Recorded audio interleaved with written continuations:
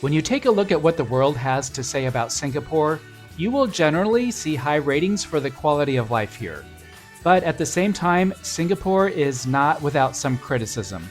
So, does Singapore deserve this negative commentary, or does it truly live up to the praise it receives? We'll let you know what we think about Singapore, talk about what we think are some of the pros and cons about Singapore, and let you know if we believe it is really as great as people say it is. My name is Ryan, my wife Emily and I are the Snail Travelers.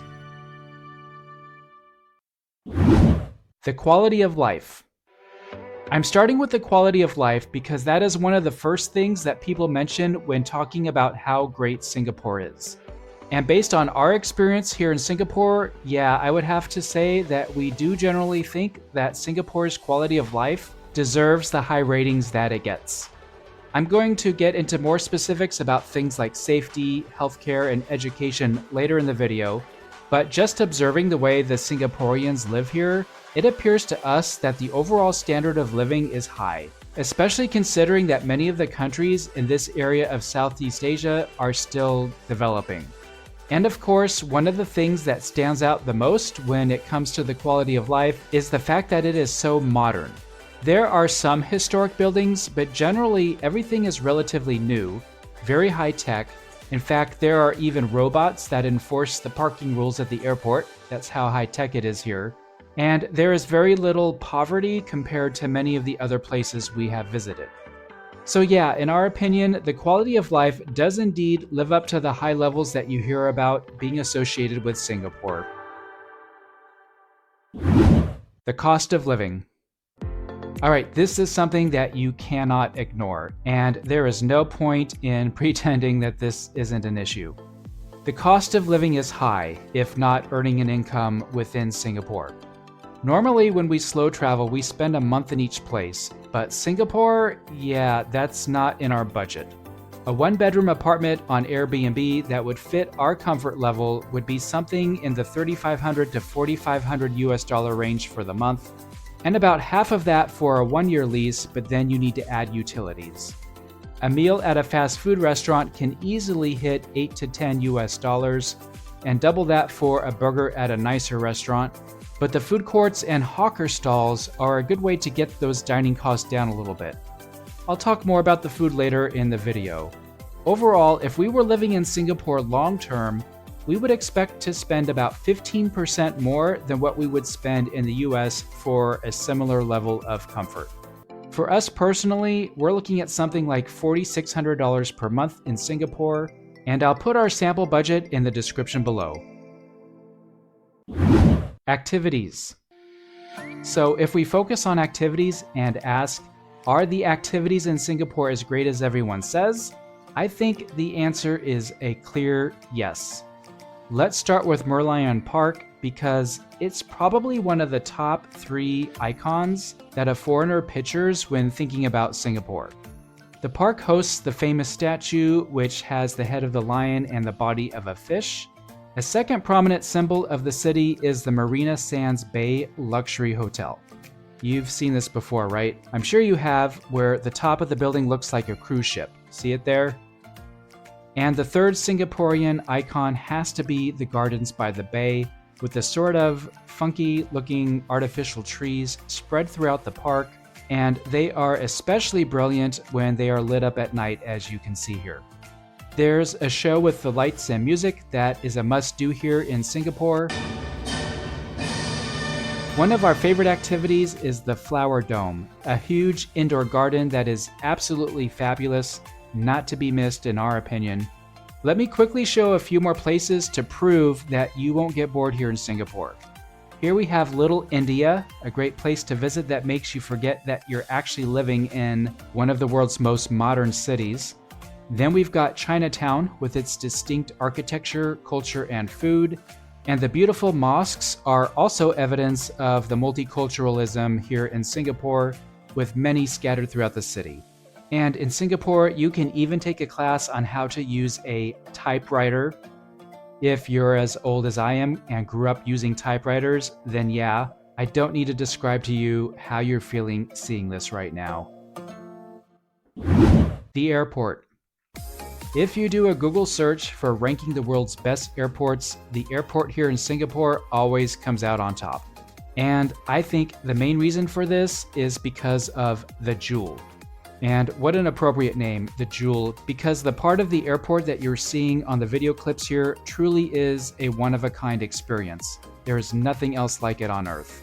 The indoor waterfall is the main feature, but there is so much more, including terraced tropical gardens and fabulous restaurants. And the good news about the Jewel is that it's on the outside of security, so you don't have to actually have a flight in or out of the airport to come visit. If you do have a flight, don't you dare just sit in a chair reading a book while you're waiting for your flight. Come to the Jewel and get ready to see one of the most impressive features of the city of Singapore. Quickfire categories.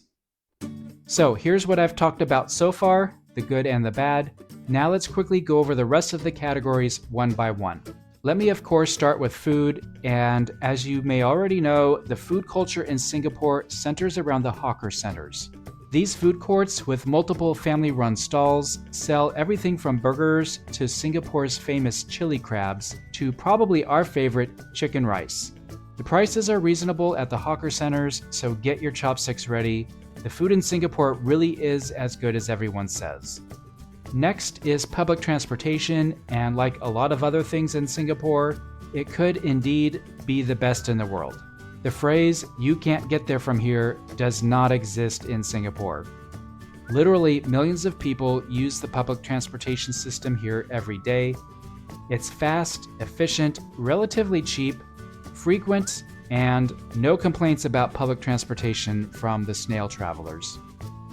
For traffic, yeah, for some reason I didn't think there would be traffic jams in Singapore, probably because public transportation is so terrific and because owning a car is expensive here.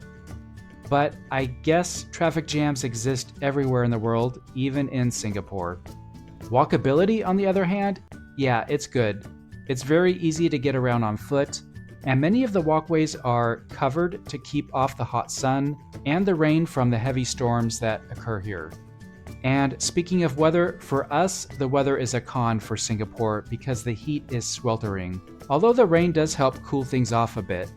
Safety is not even an issue here, not even for 1 second, when you compare it to the level of safety in most of the rest of the world. Communication for English speakers is also not an issue because the signs are in English, the people speak English, and it's very easy to talk to people. Although we don't have any personal experience with the healthcare in Singapore, from everything we've heard and read about it, it's top-notch, state-of-the-art. And many expats in other parts of Southeast Asia come to Singapore for treatment when they have a major health issue. Tap water is perfectly safe to drink, so spending money on plastic bottles of water is not generally necessary. Immigration isn't an issue for a short-term visit, but coming for a long-term stay is going to be more difficult. There is no retirement visa for foreigners, and most of the expats here are in Singapore to work, not for retirement. The education system is also considered to be one of the best in the world. In fact, the Global Citizens for Human Rights ranks it number 9 in the entire world. Singapore is a shopper's paradise with plenty of malls, department stores, and a great place to stock up on gadgets and supplies. Singapore has a tremendous amount of cultural diversity. It truly is a melting pot of people from all over the world. You won't see too much garbage in Singapore. We did see a few pieces of trash here and there, but it's generally very clean. And finally, the people here in Singapore are so willing to help you if you have any problems at all with anything while visiting or living here. Everyone we've interacted with has been friendly, kind, and would probably give us the shirts off their backs if we asked them to. Thank you to all the friendly Singaporeans who have made our time here so pleasant.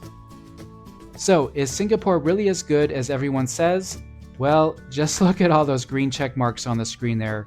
Yeah, there are a few cons. It is expensive, but you do get what you pay for, and we think Singapore is a fabulous place. Hey, tap that snail there so you don't miss any of our future videos. This playlist has our collection of destinations from around the world, and then over here we have another video for you to watch. Thanks for traveling with us.